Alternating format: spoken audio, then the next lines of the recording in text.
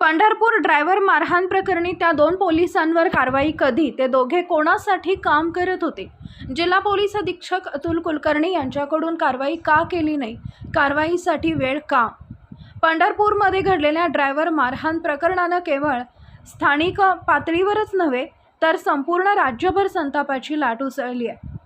साध्या ड्रायव्हरवर आणि काही नागरिकांवर पोलिसांकडून झालेल्या कथित अत्याचारानं कायदा व सुव्यवस्थेवरच प्रश्नचिन्ह निर्माण केले. हा मुद्दा थेट राज्याच्या विधानसभेत गाजला. लोकप्रतिनिधींनी जोरदार आवाज उठवला, परंतु प्रत्यक्षात कारवाई कुठे आहे? घटनेनंतर अनेक दिवस उलटून गेले तरी संबंधित दोन पोलीस कर्मचाऱ्यांवर कोणतीही ठोस कारवाई झालेली दिसत नाहीये. त्यामुळे जनतेमध्ये तीव्र नाराजी पसरली आहे. कायद्याचे रक्षकच भक्षक झाले आहेत का, असा थेट सवाल नागरिकांकडून विचारला जातोय. या प्रकरणात विलंब का होत आहे याचं स्पष्ट उत्तर प्रशासन देत नाही, हे अधिकच संशय वाढवणार आहे. जिल्ह्याचे पोलीस प्रमुख यांच्या भूमिकेवरही आता प्रश्न उपस्थित होत आहेत. इतक्या गंभीर घटनेनंतरही तत्काळ निलंबन किंवा कठोर कारवाई का करण्यात आली नाही? चौकशीच्या नावाखाली वेळकाढूपणा केला जातोय का, की या प्रकरणामागे काही प्रभावशाली व्यक्तींचा हात आहे ज्यामुळे कारवाई रोखली जाते? स्थानिक पोलीस प्रशासनावर प्रकरण दडपण्याचा आरोपही जोर धरू लागलाय. पुरावे असून हे कारवाई होत नसल्याची भावना नागरिकांमध्ये निर्माण झाली आहे.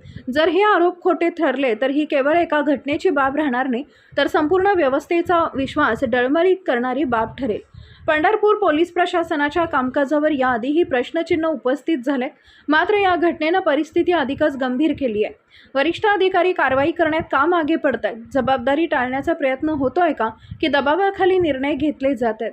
आता जनतेची मागणी स्पष्ट आहे. या प्रकरणाची पारदर्शक निष्पक्ष चौकशी व्हावी आणि दोषींवर तात्काळ कठोर कारवाई करण्यात यावी.